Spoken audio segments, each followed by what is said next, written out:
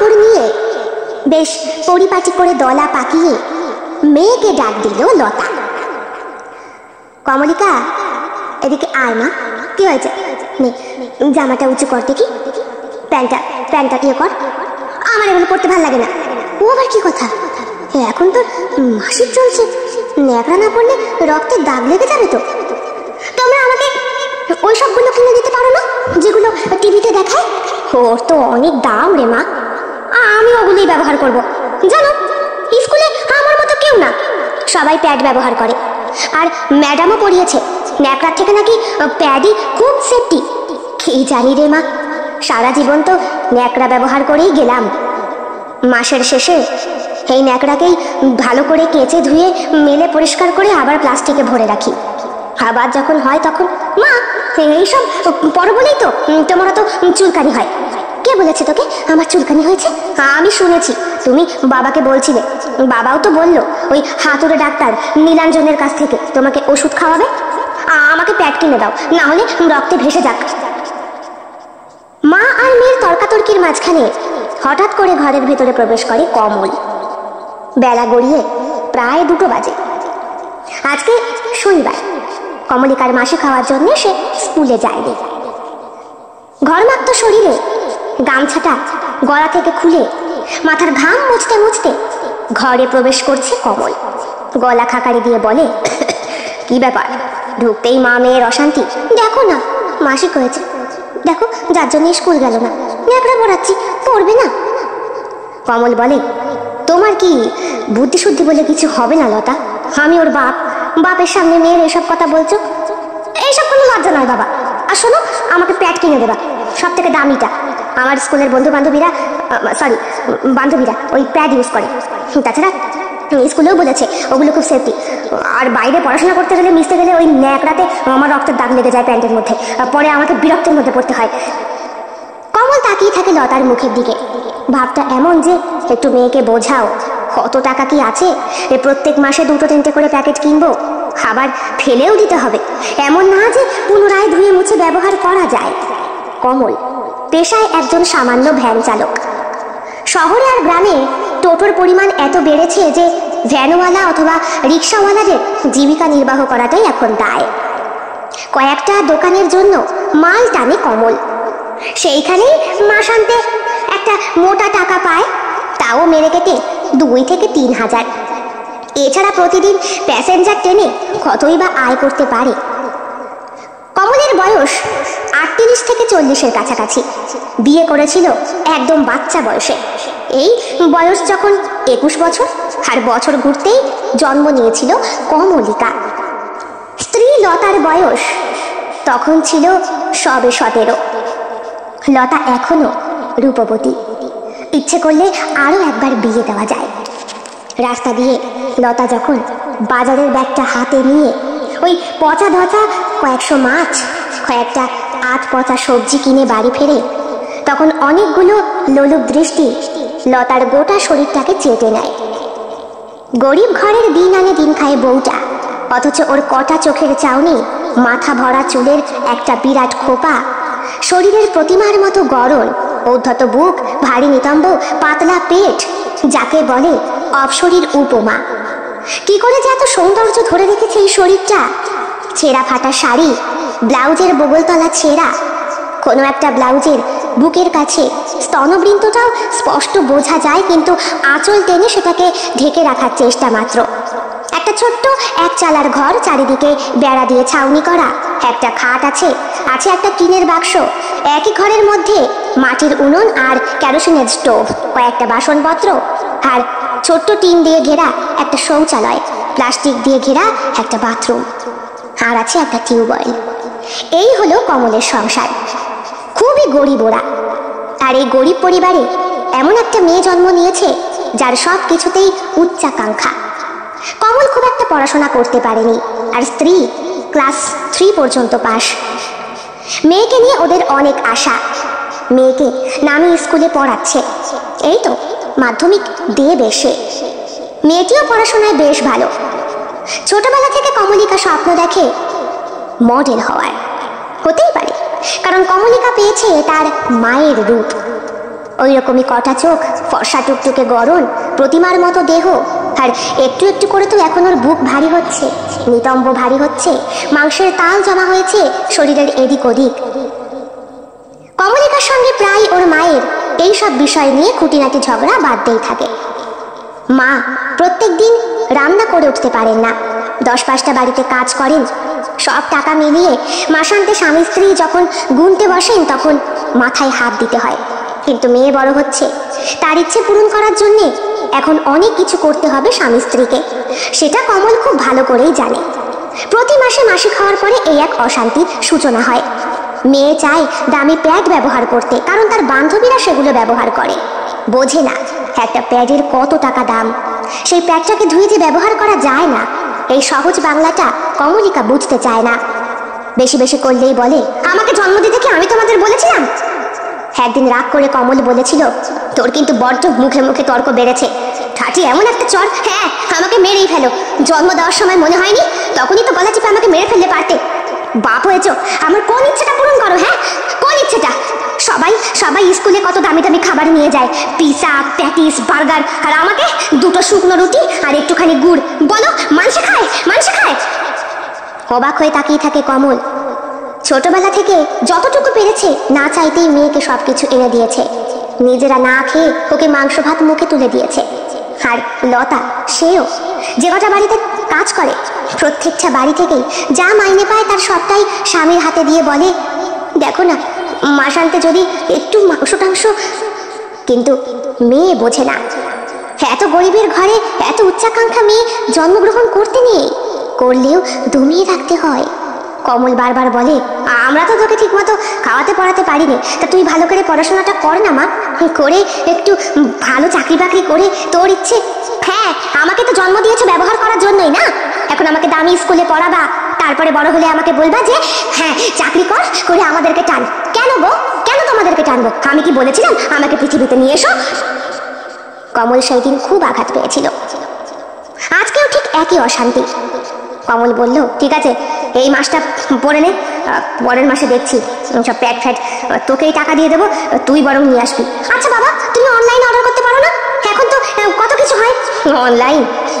বাবার জন্মে ছোট ফোনই চোখে দেখলাম না, তোকে এসব কে শেখায় বলতো? কে আবার শেখাবে? চামেলি বলেছে, চামেলির বাবা এখানকার এমএলএ, ওনার কত টাকা ইনকাম জানিস? তা তুমিও তো করতে পারো। দেখ মা, আমি সৎ পথে চলার লোক, অসৎ পথে আমি ইনকাম করে কিচ্ছু করতে পারবো না। বাবা তোমার এই জ্ঞান রাখো তো। অসৎ পথে? কিসের অসৎ পথ? টাকা যেখানে সেখানে সবকিছুই ঠিক আছে, তুমি পারবা না তাই বলো।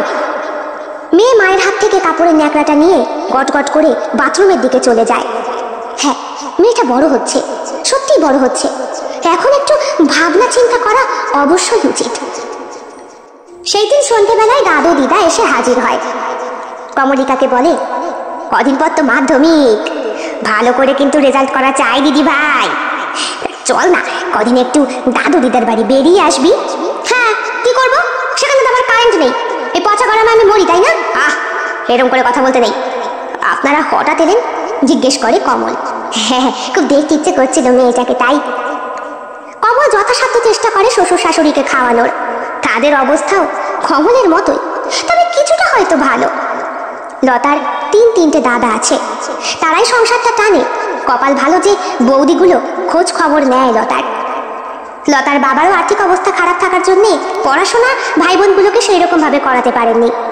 ছোটবেলাতেই রান্নাঘরে ঢুকতে হয়েছিল, কাজ করতে হয়েছিল মায়ের সাথে কোমরে আঁচল বেঁধে। রাত্রেবেলা শুয়ে রয়েছে কমল আর লতা। সন্ধে সন্ধে বেরিয়ে গিয়েছে নাতনিকে নিয়ে দাদু আর দিদা।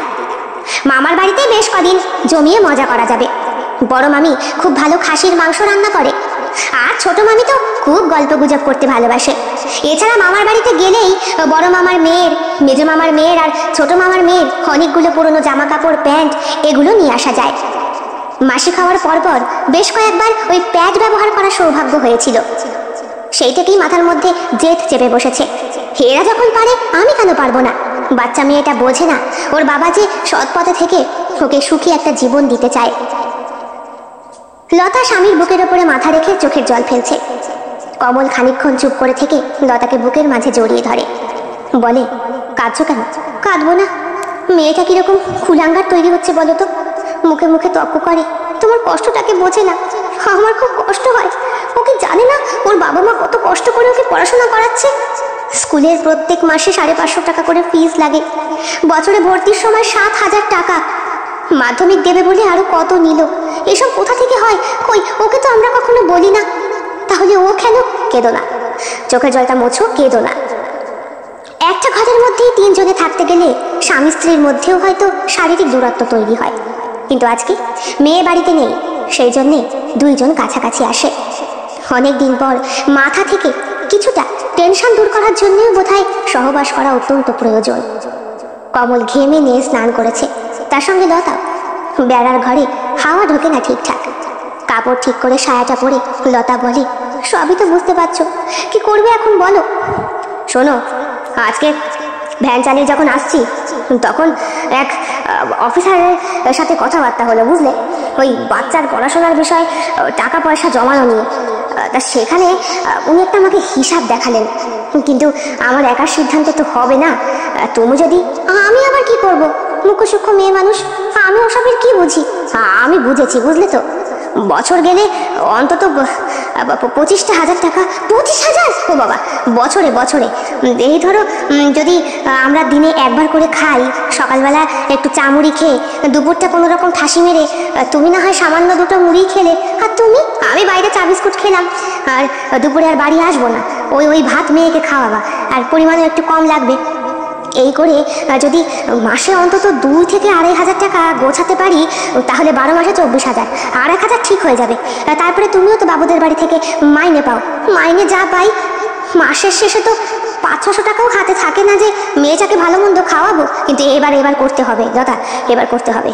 মেয়ে বড় হচ্ছে, মেয়ে আবার মডেল হওয়ার শখ, বুঝতে পারছো না? তা আমার মেয়ে গরিব বাপের ঘরে জন্মেছে বলে কি ওর ইচ্ছে পূরণ হবে না? বলে কমল কেঁদে ফেলে। স্বামীর চোখে জল দেখে লতার চোখেও ঝরঝর করে জলের বন্যা নামে। কথা বলবে কি, কথা যেন গলায় খাবারের মতো আটকে যাচ্ছে 2 জনের। খানিকক্ষণ পর কমল বলে, তবে কি বলো তো, বছরে 25,000 টাকা করে টানতে হবে। এই ধরো বছর 10 যদি... তোমার কাশিটা বড্ড বেড়েছে, আগে ডাক্তার দেখিয়ে ওষুধটা খেলে হতো না? আরে ও কিছু না, এই ঠান্ডা গরমের জন্য। না না, এই কাশি তো আজকের থেকে না, প্রায় 6-7 মাস হয়ে গেল। শোনো বলি, তুমি আগে আমার কথা শোনো। আমাদের শরীরের চিন্তা পরে হবে, এখন আগে মেয়েটার ভবিষ্যতের কথা বলি। ওই 25,000 করে বছরে জমালে যদি একটাও অন্তত দিতে পারি, তাহলে বলেছে প্রিমিয়ামটা বাকি ওরাই টেনে নেবে। মানে কোনো রকম ভাবে যদি আমার মৃত্যু হয়, ওসব কথা তুমি বলো না, বলে লতা। কমলকে থামিয়ে দিয়ে বলে, তুমি আমার পুরো কথাটা আগে শোনো লতা, তারপরে কথা বলো। এই ধরো 25 করে যদি প্রত্যেক বছরে বছরে দিই, 10 বছরে বেশ একটা মোটা টাকা হবে, সেটা তো পাবেই। এইবার যদি কয়েকটা প্রিমিয়াম টানার পরে আমার যদি মৃত্যু হয়, তাহলেও মেয়ের পড়াশোনা বন্ধ হবে না, ওটা ওই অফিস থেকেই টেনে নেবে। আর আমার মৃত্যুর জন্য একটা বেশ মোটা অঙ্কের টাকা। তার মানে তুমি বলতে চাইছো বেঁচে থেকে না হয় মরে গিয়ে? তাছাড়া আর কি করবো বলো? মেয়ে এখন যা বাই ধরছে, তাতে উচ্চ মাধ্যমিক পাশ করার পরই মডেল হবে। আমি ওই ভদ্রলোক দাদার সাথে কথা বলেছি, ওনার ফোন নাম্বারটা নিয়ে এসেছি। উনি বলেছেন ওনার সঙ্গে যোগাযোগ করতে। তাছাড়া তুমি যেই উকিল বাবুর বাড়িতে কাজ করতে যাও, সেইখানে গিয়ে ও কথা আর বলো না। উকিল বাবু তো আমাকে টাকা দেওয়ার জন্য বসে রয়েছে, তারাই নোট দেবে আমায় যদি ওর সঙ্গে আমি... লতা, হ্যাঁ তোমাকে তো বলি, ওনার ওই নজর আমি এড়াতে পারি না। আমার গতরে কাপড় ঢেকে ঘুরে বেড়াতে হয়, তবুও এমন করে তাকায়। কমল চুপ করে থাকে, যেন পাথরের মতো। 2-1 দিন পরে মেয়ে বাড়িতে ফিরে আসে। তার মাসিক বন্ধ হয়েছে, স্কুল যাওয়া শুরু করেছে। মা সেই দিন সকালবেলায় 2টো শুকনো রুটি আর একটু গুড় ওকে টিফিন বক্সে পুরে দিলেন। মেয়ে বলে, লাগবে না, আমাকে 100 টাকা দাও। 100 টাকা? হ্যাঁ, বন্ধু বান্ধবকে পার্টি দেবো। কি দিবি? পার্টি খাওয়াবো। আমাকে প্রায় খাওয়ায়, আবার না খাওয়ালে প্রেস্টিজ থাকে বলো তো? তাছাড়া ওসব স্কুলে সব পার্টি মাঝে মধ্যেই করতে হয়। 100 টাকা দাও, সবটাই লাগবে। ওরা বলেছে আমার কাছে ভেজিটেবল চপ খাবে, তাও তো কম দাম। আমাকে যদি খাওয়ায় তাহলে তো প্রচুর টাকা জিনিস খাওয়ায়। তুই আজকে তাহলে স্কুল থেকে আয়, আমি মাইনেটা পেয়ে... দূর মা, যখনই টাকা চাই তখনই এমন করো, ভালো লাগে না আমার। স্কুলের ব্যাগটাকে ঘাড়ের ওপর তুলে গটগট করে বেরিয়ে যায় কমলিকা। বাবা ভ্যান নিয়ে দাঁড়িয়ে রয়েছে, তার পাশেই হাঁটতে হাঁটতে চলে যায়।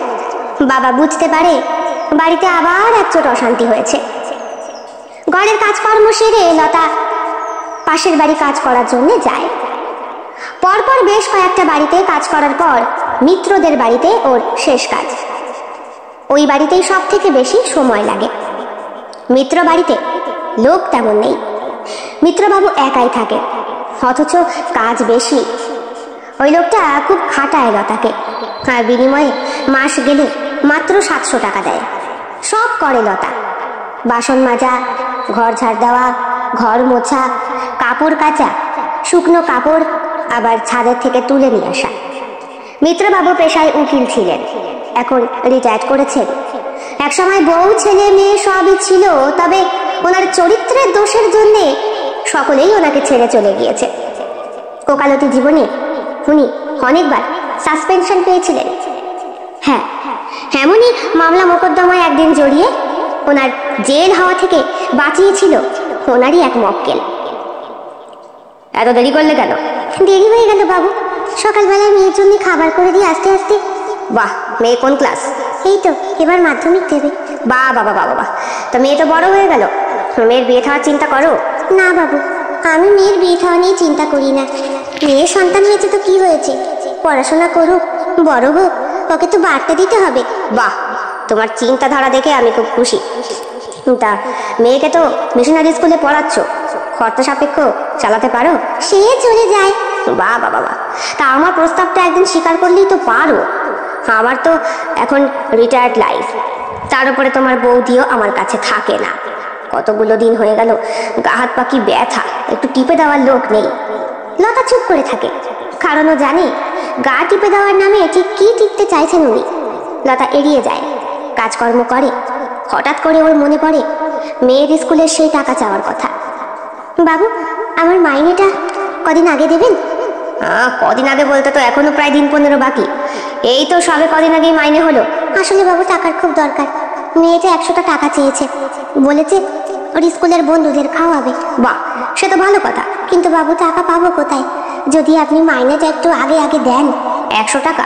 ঠিক আছে, ড্রয়ারে মানি ব্যাগ আছে, ওখান থেকে নিয়ে নিও। না না বাবু, আপনি দেন। আরে বাবা, তোমারই তো বাড়ি। কথাটা কানে বাজে লতার, বলে হ্যাঁ আপনি আপনি দেন, আমি দাঁড়িয়ে রয়েছি। ড্রয়ার খুলে মানিব্যাগ বার করে 100 টাকার নোট লতার হাতে দেবার সময় ঠিক এমনভাবে মিত্রবাবু ওর দিকে চোখের নজর দেন, ওর সরে যাওয়া বুকের আঁচলটাও যেন কেঁপে উঠবে। ছেঁড়া ব্লাউজের ফাঁক থেকে বাদিকের স্তনটা একটু একটু দেখা যাচ্ছে। লতা ভীষণ অসহ্যকর একটা পরিবেশের মধ্যে দিয়ে যায়, অথচ মেয়ের মুখের দিকে চেয়ে চুপ করে টাকাটা নিয়ে নেয় হাতে।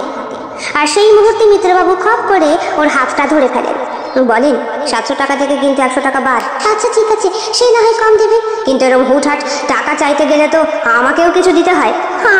আমি পারবো না বাবু, আমি পারবো না।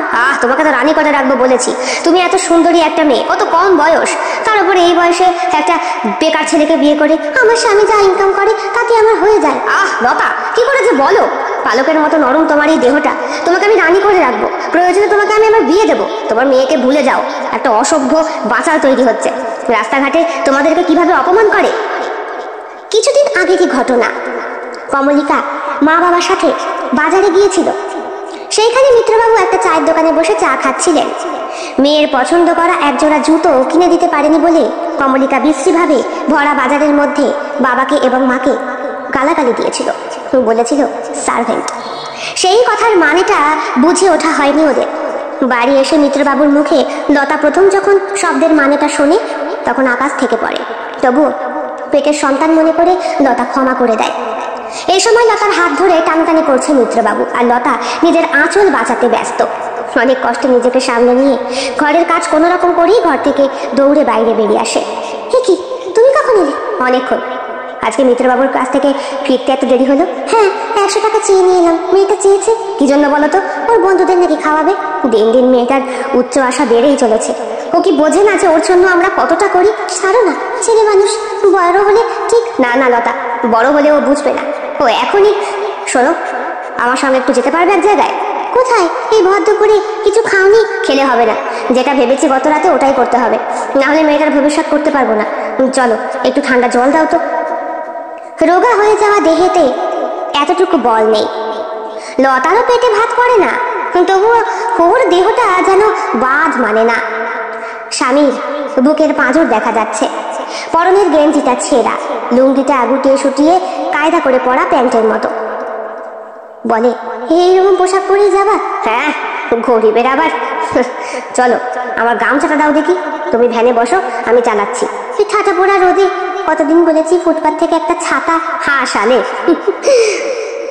ভ্যানে করে দুইজন গিয়ে পৌঁছায় সেই বাবুর বাড়ি, যিনি কদিন আগেই যাতায়াত করেছিল কমলের রিক্সাতে। ভ্যান রিক্সা থেকে নেমে কমল বলে, একটু হাঁক মেরে দেখি। ভর দুপুরবেলা এলে খারাপ ভাববে না? আরে কিচ্ছু খারাপ ভাববে না, চলো। বাবু, বাবু, বাবু, কে রে? আরে কমল, কি ব্যাপার? বাবু, ওই সেই দিনের কি একটা কথা। ও, পলিসি করবে? এসো এসো, ভেতরে এসো। সাগ্নিক, ওনাদেরকে ভেতরে আসতে বল। ছেলেটা বেশ ভালো, ভদ্রসভ্য। হ্যাঁ, ভ্যান চালক বলে এতটুকু অহংকার দেখালো না কিন্তু সাগ্নিক। মানুষ দুটোকে ঘরের ভেতর ঢুকাতে বলল, ঢুকালো। বারান্দার ফ্যান চালিয়ে দিল, সোফা সেটে বসতে বলল, আর ঘর থেকে কাকে যেন একটা বলে ঠান্ডা পানীয় এনে দিল। আমার ছেলে সাগ্নিক, আবার স্ত্রী মারা গেছে বছর দুয়েক হলো, বাপ বেটার সংসার, আর একটা কাজের লোক রয়েছে। আরে খাও খাও, শরবতটা খাও। একদম পাতলা কাঁচের গ্লাসগুলো হাতে নিলে ওজনে ভারী বোঝাই যায় না। একেবারে ঠুনকো কাঁচের গ্লাস, তার মধ্যে টকটকে তরল একটা পানীয়, বেশ হলুদ রঙের। এক ঢোক খেয়েই চিৎকার করে ওঠে কমল, আরে এ তো আমের স্বাদ। চেঁচাচ্ছ কেন? চেঁচানোটা যে বেমানান সেটা স্ত্রী বুঝিয়ে দেয়। বলো কি ব্যাপার? সাগ্নিকও পাশে বসে রয়েছে।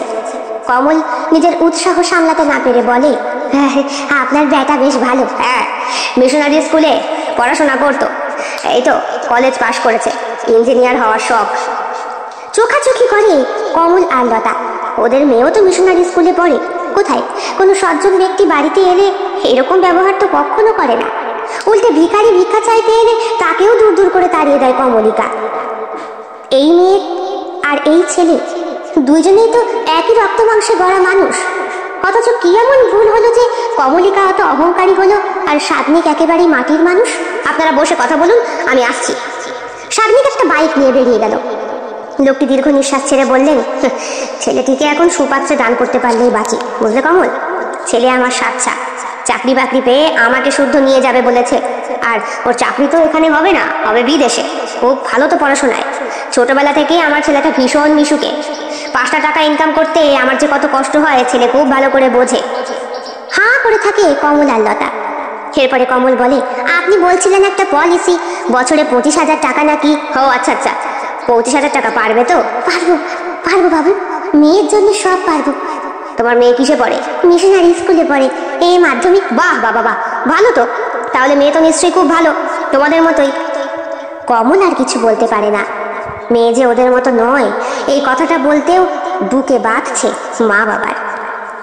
সবটা বুঝে আসে ওরা, আর বাড়ি ফিরতে ফিরতে বিকেল গড়িয়ে যায়। ওইদিকে অনেকক্ষণ আগেই বাড়ি পৌঁছে গিয়েছে কমলিকা। বাড়িতে ভাত নেই বলে চিৎকার চেঁচামেচি করছে। ঘরে ঢুকেই লতা দেখতে পায় ভাতের হাঁড়ি দুয়ারে পড়ে রয়েছে। ঘরে জামা কাপড় ছড়িয়ে ছিটিয়ে চিৎকার করছে অসভ্যের মতো, আমার খিদে পেয়েছে জানো না? আমি স্কুল থেকে আসবো। কি এমন কাজ করো তোমরা দুজনে সারাদিন ধরে বলো তো? সামান্য একটু রান্না করে রাখতে পারো না? আমার পরীক্ষা চলছে, ভালো লাগছে না, কত পড়তে হবে, টিউশন মাস্টারের কাছে যেতে হবে। আর হ্যাঁ বাবা, 1,500 টাকা পায় মাস্টার, তুমি মাইনে দাওনি 3 মাস হয়ে গেল? এত বড় কথা আজকে শুনতে হলো ভরা স্কুলের মধ্যে। হ্যাঁ, আমার প্রেস্টিজটা থাকলো বাবা, বলো তো কি এমন কাজ করো যে সামান্য কিছু পয়সা ইনকাম করতে পারো না? মেয়েকে কিছু বলতে পারে না ওরা। লতা চুপচাপ রান্নাঘরে গিয়ে ভাত দুটো বসিয়ে দেয়। এইটুকু শুধু বলে, শোন, তোর জন্যে আমরা যা করছি, হ্যাঁ হ্যাঁ করে আমার বিয়ে করে দিয়েছ। কমলিকা, লতা শুধু এইটুকু বললেন। হঠাৎ করে রাত্রেবেলা কমলিকা জানায়, আমি দাদুর বাড়ি যাব। এই তো ঘুরে এলি? না বাবা, আমাকে পৌঁছে দিয়েছো। তোমাদের এখানে থাকতে আমার ভালো লাগে না, আমি ওইখান থেকেই স্কুল যাতায়াত করবো। তাছাড়া দিদা আমার জন্য অনেক ভালো ভালো খাবার তৈরি করে। তাই তো, মামার বাড়িতে গিয়ে খুব আদর পাস না? চল তোকে পৌঁছে দিয়ে আসি। বাবা, পরের বার যখন যাব আমাকে দাদুর বাড়িতে গাড়ি করে পাঠাবা। আমার বন্ধু বান্ধবীরা সব গাড়ি করে যাতায়াত করে। ওরে মা, তোর বন্ধু বান্ধবীরা তো সব এমএলএ এমপি ছেলে মেয়ে। তোর বাবা কি আর কি কাজ করে বলো তো সারাদিন ধরে? হ্যাঁ, সারাদিন তো ভ্যান চালাও, কথায় কমল রাজি হয়ে যায়। লতা বুঝতে পারে কারণটা কি।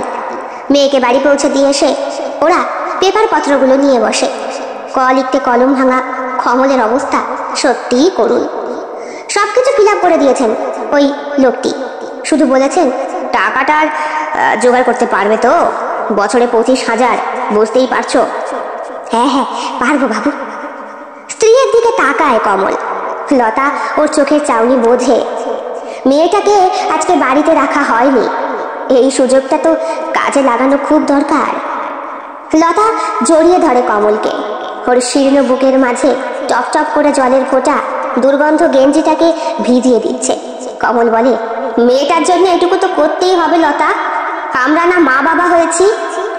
আমাদের তো সারা জীবনই আমাদের মেয়েকে ভালো রাখার জন্যে কর্তব্য করে যেতেই হবে না? ওই কি যেন একটা কথা বলে না সবাই, স্যাক্রিফাইস, ওইটা। আমি পারবো না, আমি পারবো না। করতেই হবে লতা, করতেই হবে। মিত্রবাবুর বাড়িতে যাও, গিয়ে ওনার পায়ে ধরে 25,000 টাকা ভিক্ষা চাও। এই মুহূর্তে আমি টাকা কোথা থেকে জোগাড় করব? এবার ওই মিত্রবাবুর টাকাটা নিয়ে এসে, কিন্তু মিত্রবাবু কি আমাকে এমনি এমনি টাকা দেবে? আমি তো জানি তো, মেয়ে আমাদের কথায় কথায় বলে না সৎ পথে থেকে কিছু নাকি করা যায় না। তাহলে অসৎ পথেই না হয় ওর জন্যে তুমি পারবে? তোমার বউকে অন্য লোকের সাথে? পারবো না লতা, আমি পারবো না বলে কমল জড়িয়ে ধরে লতাকে বুকের মাঝে। দুইজনে অঝরে কেঁদে চলেছে। আর ওদের কান্নার প্রকৃততম সাক্ষী রইল বোধহয় প্রকৃতি। সেও কাঁদছে বৃষ্টির ফোঁটার দ্বারা। বজ্র বিদ্যুৎ সহ বৃষ্টিপাতের মধ্যেই গা ভিজে করে মিত্রবাবুর বাড়ির সামনে গিয়ে দাঁড়ায় লতা। ওরা একটা কঠিন সিদ্ধান্ত নিয়েছে জীবনের। মেয়েকে পরিপূর্ণ করে দিয়ে যাওয়ার জন্য নিজেরা শেষ হতেও রাজি। তবুও সন্তানের থেকে কর্তব্য করে যেতেই হবে, জন্ম যখন দিয়েছে। তো রাতে আবার কে এলো? যাই। আরে লতা সুন্দরী, এত রাতে? পায়ে লুটিয়ে পড়ে লতা। মিত্রবাবুর গাটা ভিজে যায়। আরে কি করছো, কি করছো? আমার 25,000 টাকার দরকার বাবু, এক্ষুন, কালকেই জমা দিতে হবে। 25,000 টাকা? এত টাকা এই মুহূর্তে আমি কোথায় পাবো? হ্যাঁ আপনি পারবেন, আপনি পারবেন। আপনি আমায় বলেছিলেন আমাকে রাজরানী করে রাখবেন। হ্যাঁ আমি সব কিছু ছেড়ে ছুড়ে আপনার কাছে এসেছি। আপনি আমায় টাকাটা দিন।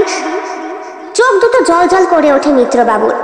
হাত দুটো নিষ্পিস করছে ওনার লতাকে শক্ত করে চিপে দেওয়ার জন্যে। আরে পা ধরতে হবে না, ওঠো ওঠো। আমি তো এমনিই তোমাকে রানী করে রাখবো বলেছি। টাকাটা কখন লাগবে? এখন না কালকে? যদি এখন দেন তো এখন, না হলে?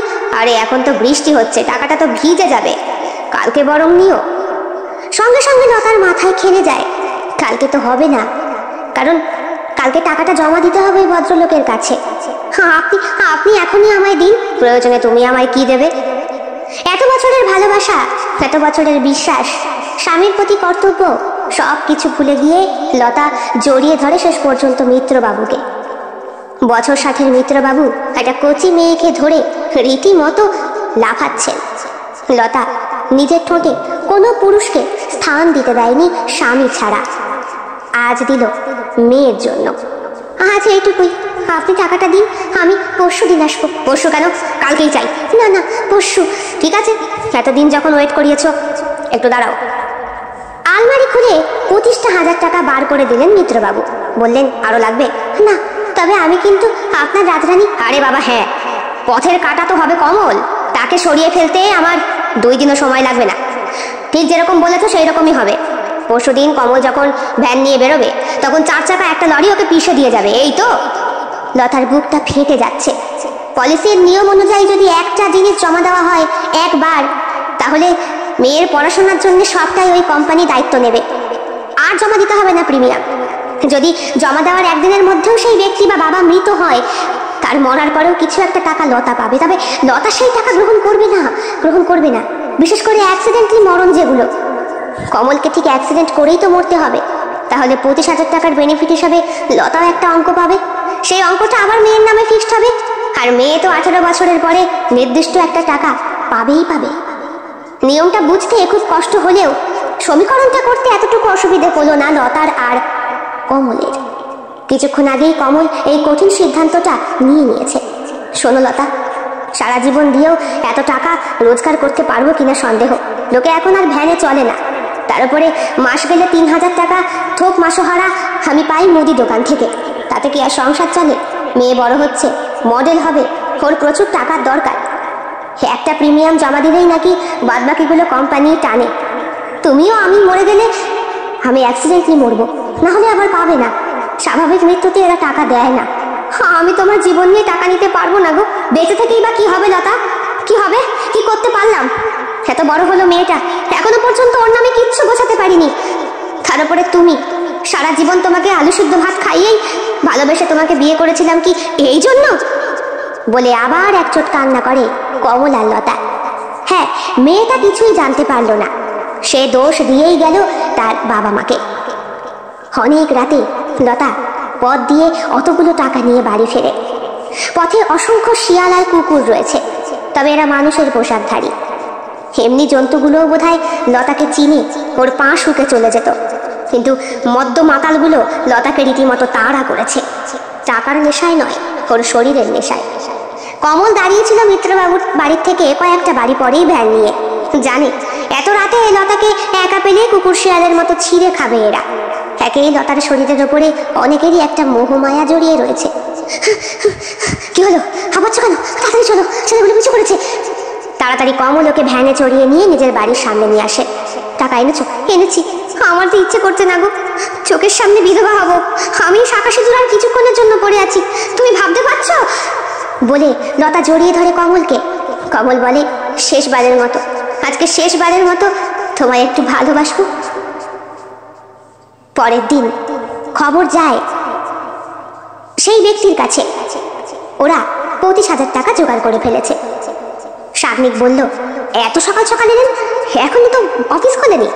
বাবা, তোমাকে বিশ্বাস করে দিয়ে গেলাম, আমার যে অনেক কাজ। ঠিক আছে, তাহলে আপনারা একটা চিঠি লিখে যান। লিখতে তো পারি না। আচ্ছা আচ্ছা, আমি লিখে দিচ্ছি। বলুন কি লিখতে হবে? যা বলবো তুমি লিখতে পারবে? আরে হ্যাঁ, নিশ্চয়ই, বলুন না। কমল এবং লতা বলতে শুরু করে, এই চিঠি আমি লিখছি আমার মেয়ের জন্য, তোমার বাবার জন্য না। উনি বিশ্বস্ত, উনি আমায় কাগজপত্র দিয়েছে, আমার টিপসই নিয়েছে। এই টাকা উনি নেবে, উনি আজকেই জমা দেবে। আচ্ছা বাবা, পলিসিটা শুরু হয়ে গেলে জমা দিয়ে দিলে আমি যদি অ্যাক্সিডেন্টলি মরে যাই? এসব কথা কেন বলছেন কাকা? মরবেন কেন? আপনি ইয়ং মানুষ, কাকিমাও ইয়ং, তাছাড়া কেন আপনাদের অ্যাক্সিডেন্ট হবে? বলা যায়, রাস্তাঘাটে এত গাড়ি যাতায়াত করে, কত লোকে লরির তলায় পিষে মরে যাচ্ছে। আমি তো কোথাকার ছাড়। তুমি লেখো যে মারে মা, মানে আমার মেয়ে কমলিকা, তোর জন্যে সৎ পথে না অসৎ পথেই কিছু রেখে গেলাম রে মা। বড় হয়ে পারলে তোর বাবাটাকে ক্ষমা করে দিস, আর তোর মাটাকে ক্ষমা করিস। তোর মুখের দিকে চেয়ে আজ আমাদের এই পথ নিতে হলো। এইসব কথা কেন বলছেন? কি করেছে সে? ওসব কিছু না বাবা। সাগ্নিক বুঝতে পারে ভেতরে নিশ্চয়ই কোনো ব্যাপার রয়েছে। বলে, বাবা আসুক, কতক্ষণ আপনারা এখানে চুপ করে বসুন। বসিয়ে রেখে দেয় সাগ্নিক ওদেরকে। এ কি এত সকাল সকাল? আপনি হাঁটতে গেছিলেন? হ্যাঁ। কি ব্যাপার বাবা? ওনারা টাকাটা নিয়ে এসেছেন, আজকেই জমা দিতে বলছেন। আর জিজ্ঞেস করছেন একটা পলিসি জমা দিলে অ্যাক্সিডেন্ট হলে? আমি তো বলেছি, আপনার যদি কোনো কারণে অ্যাক্সিডেন্ট হয় আপনার স্ত্রী 7 দিনের মাথায় একটা বেনিফিট পাবে, আর আপনার মেয়ে 18 বছরের পর, এই 18, 19, 20, 21 এই 4 বছর একটা টাকা পাবে। আশা করি ওর এডুকেশনে ও মডেল হতে চায়, তাতে মডেল বা ভালো তো। হ্যাঁ, যা পাবে তাতে নিশ্চয়ই হয়ে যাবে। বাবা, ওনার অ্যাক্সিডেন্টের কথা, দেখ বাবু, ওই অ্যাক্সিডেন্টের কথা সবাই জিজ্ঞেস করে, আর এটা আমি যেহেতু এটা করছি তাই আমার বলে রাখাটা কর্তব্য, তাই না কমলবাবু? হাত জোর করে নমস্কার করে কমলকে এবং লতাকে সঙ্গে নিয়ে উনি অফিসে যান এবং টাকাটা জমা করে দেন। বাহ, 25,000 টাকা মেয়ের নামে করছেন। আগে করলে পারতেন, মেয়ের তো 16 বছর বয়স হয়েই গেল। টাকার অঙ্ক খুব একটা বেশি পাবেন না, ওই সামান্য। আর যদি আপনার অ্যাক্সিডেন্ট হয় তাহলে অ্যাক্সিডেন্ট কথাটা মাথার মধ্যে কমলের দারুণভাবে নাড়াচাড়া করছে। যাও, তুমি বাড়ি যাও, সন্ধে হয়ে গেল। আজকের দিনটা অন্তত না লতা, আজকে একটু বাইরে কাটাবো, একটু পৃথিবীটাকে দেখবো। কালকেই তো আমি মরবো, তাই। কমল রাত্রে বাড়ি ফেরে না। লতা রয়েছে মিত্রবাবুর বাড়িতে। স্ত্রীর শরীরটা একটা বৃদ্ধ মানুষ কুড়ে কুড়ে খাবে, ওই যন্ত্রণা কমল সহ্য করতে পারবে না। মনে মনে ভাবে, অ্যাক্সিডেন্টের আগেই তো আমার আত্মার মৃত্যু হয়ে গেছে, আর বেঁচে থেকে কি হবে। সেই দিন রাতে মিত্রবাবুর বাড়ি থেকে ফেরার সময় মিত্রবাবু লতাকে বললেন, কাপড়টা ঠিক মতো গুটিয়ে নাও, আর আমি পাঁচুকে বলে রেখেছি। পাঁচুকে? আমার ট্রাক ড্রাইভার। সকালে কমল যখন বেরোবে ভ্যান নিয়ে, একদম মোড়ের মাথাতেই ওকে পিষে হাত দুটো দিয়ে কানটা চেপে ধরে লতা। মিত্রবাবুর সঙ্গে এক বিছানায় থাকতে গিয়ে ওনার হাতের প্রেসারে একটা শাখা বেড়ে গিয়েছে। মাথার সিঁদুর তো কখনই লেপটে গিয়েছে। স্বেচ্ছায় না অনিচ্ছায় কিভাবে যে মিত্রবাবুকে সে গ্রহণ করলো একমাত্র সেই জানে। পরের দিন ভোরবেলা, এই তো প্রায় 5:30 নাগাদ কমল ভ্যান নিয়ে বেরোয়। আজকে মেয়েটা বাড়িতে আসবে, তাই ওর জন্য একটু ভালো মন্দ বাজার করে সকাল সকাল রান্না করে রাখবে লতা। কারণ বাবার মৃত্যুর পরে মেয়ে তো কিছু খেতে পারবে না। যদিও সে এখনো 18 বছরের হয়নি, তবুও অবশ্য এই মেয়ে ভবিষ্য করবে কিনা কে জানে। আজকে একটু মাংস এনেছি লতা, ওকে একটু ভালো করে। তুমি মানুষ না অন্য কিছু? আমার হাওড়া শিয়ালদা অবস্থা হচ্ছে, কখন কি হয়। মনে হচ্ছে মিত্রবাবু আমাকে ছেড়ে দিয়েছে। ভোরবেলা যখন বেরোই তখন দেখি রাস্তা পুরো পরিষ্কার, ট্রাক ফ্রাক কিচ্ছু নেই। দুটো রসিয়ে রান্না করো, একটু খেয়ে বেরোই। মিত্রবাবু ছেড়ে দিয়েছে মানে? ওনার তো অঢেল টাকা, ও মনে হয় দান হিসাবে। লতা জানে দান না ছাতা, এই দুনিয়াতে 1 টাকাও কেউ এমনি এমনি দেয় না। লতা চোখের জল দিয়ে রান্না করে এবং সেই রান্না করা মাংস ভাত শেষবারের মতো খেয়ে কমল লতাকে বিদায় দিয়ে বেরোয়। লতার হৃদস্পন্দন বাড়ছে, কখন খবরটা আসে। এদিকে মিত্রবাবুর বাড়িতে ওর ডাক পড়েছে, সেইখানেও যেতে হবে। মিত্রবাবু আবার তৈরি ওকে আরেকবার ভক্ষণের জন্য। বললেন এবার কিন্তু আর প্রোটেকশন নিয়ে নয়, অ্যাক্সিডেন্টলি কিছু হলে সেই দায়িত্ব কিন্তু তোমার। আমি বলছি এখানে আমার সাথে থাকো, ওদিকে তোমার বরটাকে লরিতে এসে পিষবে, সহ্য করতে পারবে কি? ও আগে মরুক, তারপর তো তোমায় বিয়ে করবো, রাজরানী করবো। আর তোমার মেয়েটা কোথায় থাকবে? মিতদা, মিতদা, লতা বৌদি আছে? লতা কাপড়টা গুটিয়ে নিয়ে ধচমচিয়ে বিছানায় উঠে বসে এবং ওরম অর্ধ উলঙ্গ অবস্থাতেই ব্যালকনিতে চলে আসে। পাড়ার ছেলে মতি লতাকে দেখে অবাক। ছি বৌদি, ছি, রাস্তাতে কমলদা মরে পড়ে রয়েছে আর তুমি এখানে? ছি! কমল মারা গেছে, একটা ট্রাক ওকে পিষে দিয়ে গেছে। বডি কাচিয়ে তুলতে হবে। কমলিকার কাছে খবর পৌঁছে গেছে, দাদু দিদা মামা সবাই এসেছে, কেবল আসেনি একমাত্র লতা। সে তখনও রয়েছে মিত্রবাবুর বাড়িতে। অর্ধ উলঙ্গ শাড়ি, সিঁদুর ল্যাপটানো, বা হাতের শাখা বেড়ে গিয়েছে, ডান হাতেরটা সে নিজেই খুলে ফেলেছে। স্বপ্ন পূরণ হলে কেমন লাগে? ভীষণ ভালো লাগে। আজকে স্বপ্ন পূরণের দিন। আজ আমাদের রিয়ালিটি শোতে হাজির হচ্ছে প্রখ্যাত মডেল, বর্তমান জেনারেশনের 1 নম্বর উত্তরাধিকারী কেকা। সবাই ক্লাপিং করো কেকার জন্যে।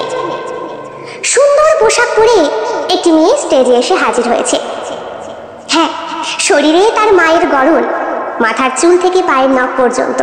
গায়ের রং টকটকে ফর্সা, শরীরে অত্যাধিক যত্নের দরুন ফুলে ফেপে উঠেছে দেহ বল্লরী। সে একা নয়, অসংখ্য মেয়েরা দাঁড়িয়ে রয়েছে। আজকে বিশ্ব সুন্দরী প্রতিযোগিতা হবে। আপাতত এই শহরে 1 নম্বর মডেল উত্তরাধিকারী সূত্রে পেয়ে গিয়েছে কেকা। হ্যাঁ, তার জন্মগত সূত্রে পাওয়া নয়, তার পরিশ্রমের ফল এবং তার দৈহিক সৌন্দর্য আর শিক্ষাগত যোগ্যতায়। বিচারকের সিংহাসনে বসে রয়েছেন 3 জন ব্যক্তি। একজন পেশায় উচ্চপদস্থ অফিসার এই মডেলদের র্যাঙ্কে, আর একজন রয়েছেন যিনি শিক্ষাগত যোগ্যতা থেকে এই শহরে সব থেকে বেশি স্বনামধন্য। আর একজন রয়েছে প্রডিউসার, যিনি তার পরবর্তী ফিল্ম কাজের জন্য এইখান থেকে নায়িকা চুজ করবেন। মোটামুটি যে জিতবে সে নগদ 3 কোটি টাকা পাবে। তার সঙ্গে সঙ্গে সই করবে সেই পেপারে, যেখানে লিগালি লেখা থাকবে আগামী 5 বছর বা 3 বছরের জন্য আমার ফিল্মের নায়িকা হিসাবে তুমি নির্বাচিত হলে অন্য কোনো প্রডিউসারের সঙ্গে তুমি কাজ করতে পারবে না। আর এই কোম্পানির বিভিন্ন পত্রপত্রিকায় ক্রিম থেকে শুরু করে টুথপেস্ট, এমনকি শেভিং ক্রিম, সব কিছুতে তোমার ফটো থাকবে। অনেকের মাঝখানে সকলকেই প্রশ্ন করা হচ্ছে। কেকাকে প্রশ্ন করলেন বিচারক মহাশয়, মিস্টার এস চৌধুরী, আপনার পুরো নাম কি? আমার পুরো নাম কেকা? না, প্রত্যেকেরই একটা পুরো নাম আছে। যেমন আপনার পাশে দাঁড়িয়ে রয়েছে মধুরিমা, শর্টে মধু। তার পাশে রয়েছে অনুসুয়া, অনু, প্রিয়ঙ্গদা, প্রিয়ম। আপনি? দেখুন স্যার, আচ্ছা, আপনার সঙ্গে আপনার বাবা মা আসেনি? না, আমি একাই এসেছি। কাদেরকে এনেছেন এই শোতে? হ্যাঁ, এ নাকি শহরের মডেল উত্তরাধিকার সূত্রে? এর থেকে অনেক বেটার মডেল আছে, নিয়ে যান। যেখানে গার্জিয়ানের মূল্য নেই, সেখানে মানে সামান্য মা বাবাকে সব থেকে বেশি, যাদেরকে আমাদের প্রয়োজন ভালোবাসার গুরুত্ব দেওয়ার কর্তব্য, সে মা বাবাকে যে আনেনি তাকে। না না স্যার, আমার মা বাবা, আমার মা এসেছে। কোথায় সে? সিংহাসনের একদম কোনায় ছোট্ট একটা সিট ঘেঁষে দাঁড়িয়ে রয়েছেন সাদা শাড়ি পরা এক ভদ্র মহিলা। দেহে লাবণ্য নেই, শুকিয়ে ঝরে গিয়েছে। উনি আমার মা। আপনার মা রয়েছে দাঁড়িয়ে, আপনি বলছেন মা আসেনি? সরি স্যার, এই জন্য আপনাকে রিজেক্ট করতে পারি, আপনি জানেন। I am so sorry sir. এবার ফুল নামটা বলুন। কমলিকা দাস। কমলিকা দাস। আপনার এই মডেল হওয়ার পেছনে হাত কার? কারণ না, আমার নিজের, আমার ট্যালেন্ট, আমার পড়াশোনা, আমার শিক্ষাগত যোগ্যতা, সব কিছুতে আমি বাহ বাহ বাহ বাহ বাহ। বাবা মার ভূমিকাটা ভুলে গেলেন?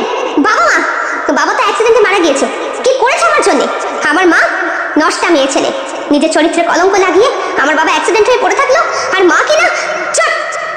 আমার যদি ক্ষমতা থাকতো না, উঠে গিয়ে পায়ের চটি খুলে তোমার গালটা লাল করে দিতাম। সরি স্যার, আপনি বিচারকের সিংহাসনে বসে আছেন বলে আমাকে এইভাবে অপমান করতে পারেন না। তুমি জানো তোমার মা বাবার তোমার পেছনে কতটা কম্প্রোমাইজ রয়েছে? কিচ্ছু না, কিচ্ছু না। আচ্ছা, তোমার 18 বছর বয়সের পরে পড়াশোনা কি করে চালালে তুমি? নগদ কতগুলো টাকা পেয়ে তুমি কি করে মডেলিং এর লাইনে গেলে? তোমার একটা দিনে ইচ্ছা হয়নি ব্যাপারটা জানার? হ্যাঁ, হঠাৎ করে লাইনের শেষ থেকে বিধবা মানুষটি ছুটে আসে সাগ্নিকের কাছে, ওর পায়ে লুটিয়ে বলে, বাবা বাবা ওকে। কাকিমা, আপনি আমাকে ভুলতে পারেন, আমি আপনাকে ভুলিনি। তুমি? আমি সাগ্নিক, চিনতে পারছেন? চোখ থেকে টপ টপ করে জল পড়ে লতার। সাগ্নিক মানুষটির ঘাড় ধরে তাকে স্টেজের ওপর তোলে। সারি সারি লোকজন বসে রয়েছে, বিরাট বড় স্টেজ, প্রচুর লাইট, আর তার মাঝখানে অসংখ্য সুন্দরীদের মধ্যে কমলিকাকেই টার্গেট করেছে সাগ্নিক। তোমার মা, পায়ে ধরে প্রণাম করো। তোমার মৃত বাবার উদ্দেশ্যে অন্তত একটু হলেও চোখের জলটা ফেলো। যা টাকা উনি তোমার জন্য রেখে গিয়েছিলেন, সেই টাকাটার জন্যই আজকে তুমি এইখানকার মাটিতে দাঁড়িয়ে রয়েছো কমলিকা। তোমার এই কেকা নামের পেছনে কমলিকা দাস নামটা তোমার মা বাবার থেকেই তোমার পাওয়া। এই পৃথিবী দেখা তোমার ভাগ্যে ছিল না। যদি তারা তোমাকে পৃথিবীর আলো না দেখাতো, যদি তোমার মা মনে করতো হ্যাঁ সে তোমাকে লালন পালন করার মতো আর্থিক অবস্থা রাখে না, তাহলে তোমাকে পেটের মধ্যেই মেরে ফেলতে পারতো। কিন্তু সে তোমায় জন্ম দিয়েছে। সে বুঝতে পেরেছে একটা সন্তান দরকার মা বাবা ডাক শোনার জন্য, একটা সন্তান দরকার বুড়ো বয়সে একটু কর্তব্যের জন্য, একটা সন্তান দরকার যে কিনা তার মা বাবাকে বুঝবে, তাদের কম্প্রোমাইজকে বুঝবে। সারা জীবন একটা সন্তানের জন্য মা বাবা ঠিক কতটা করে এইটা বুঝবে। কিন্তু তুমি তো তাদের পায়ের নখের যোগ্য নাও। কমলিকা মাথা নিচু করে দাঁড়িয়ে রয়েছে। সাগ্নিক বলে চলে, আমি হয়তো পুরো ব্যাপারটা জানতাম না, জানতে পারলাম তোমার বাবার মুখের গোপন জবানবন্দিতে। দেখবে চিঠিটা? আমি যখনই এই বিচারকের সিংহাসনে বসেছি, তোমার নামের লিস্ট দেখে আমার তখনই সন্দেহ হয়েছিল। কেকা দাস, টাইটেলটা এমন করে লেখা যেন দাস টাইটেলে তোমার অনেক আপত্তি। কমলিকা নামটা পুরো নেই, কিন্তু তোমার সার্টিফিকেট সবকিছুই আমার কাছে রয়েছে, সবকিছু। তোমার বাবা 25,000 টাকা নিয়েছিলেন মিত্রবাবুর কাছ থেকে তোমার নামে একটা পলিসি করবেন বলে। প্রিমিয়াম জমা দিয়েছিলেন 1 বছরের। ওনার একটা প্রিমিয়ামের পর যদি অ্যাক্সিডেন্টলি ওনার মৃত্যু হয়, তাহলে কোম্পানি তোমার পড়াশোনার দায়িত্ব নেবে। তোমার মাকে তোমার বাবার মৃত্যু বাবদ কিছু টাকা দেবে, কারণ তোমার মাও হারিয়েছে তার জীবনের সব থেকে অমূল্য সম্পদ, তোমার বাবাকে। তুমি কোনোদিন জানতে চেয়েছো কমলিকা, তোমার 18 বছরের পর ব্যাংকের থেকে টাকাগুলো কোথা থেকে আসছে? নিশ্চয়ই আশা করনি। কমলিকার মনে পড়ে ঠিক 18 বছর বয়সের পরে ওর বাড়ির ঠিকানায় একটা চিঠি এসেছিল, এবং ব্যাংকে গিয়ে ও কতগুলো টাকাও পেয়েছিল। 18, 19, 20, 21 বছর পর্যন্ত টাকাগুলো পায়। তারপরে ভাগ্যদেবী এমন ভর করে যে ওর রূপ, সৌন্দর্য আর শিক্ষাগত যোগ্যতায় ও আজকে এই লাইনে এসেছে। তার মানে বাবার হাত, তোমার বাবার লেখা সেই চিঠি যেখানে স্পষ্ট লেখা সৎ পথে না হোক অসৎ পথে। অসৎ পথে গেছে কার জন্য কমলিকা? নিজের স্বার্থসিদ্ধির জন্যে নাকি তোমার জন্যে? তুমি হয়তো প্রলুব্ধ করেছিলে বাবাকে, মাকে। জীবনে বেঁচে থাকতে গেলে অসৎ পথ অবলম্বন করতেই হয়, তাই করেছে তোমার বাবা। তোমার উচ্চাকাঙ্ক্ষা যাতে পূর্ণ হয় সেই জন্যে। কমলিকা পাথরের মূর্তির মতো দাঁড়িয়ে। এখানে উপস্থিত প্রত্যেকটা ব্যক্তির মুখে বাক্য বন্ধ হয়ে গিয়েছে। চোখ থেকে টপ টপ করে জল পড়ছে কমলিকার, পা গড়িয়ে মাটিতে। বাবার মৃত্যুর পরে মাকে সে কি না বলেছে, বেশ্যা বলেছে, মাগি বলেছে, আরো কত কি। মা কোনোদিন কর্ণপাত করেনি সেই সব কথা। মুখ বুঝে দাসবৃত্তি করেছে কমলিকার সাদা থানটা পরে। মিত্রবাবুর বাড়ি প্রত্যেকদিন রাতে গিয়েছে মিত্রবাবুর দেওয়া টাকা শোধ করতে। মিত্রবাবু মরে যাওয়ার পর ওনার ছেলে বউ এসে মাকে দূর দূর ছাই ছাই করে ঘর থেকে তাড়িয়ে দিয়েছে। তখনও কমলিকা মাকে বুকে জড়িয়ে ধরে জিজ্ঞেস করেনি, মা কেন এরকম হলো? আজকে কমলিকার সব আছে, অর্থ আছে, প্রতিপত্তি আছে, যশ আছে, ছোট্ট করে তার নাম হয়েছে কেকা। কিন্তু নামের মাঝখানে কমল আর লতা ওর জীবন থেকে হারিয়ে গেছে চিরদিনের জন্য। হ্যাঁ, ওর বাবা অসৎ পথেই গেছে ওর জন্যে।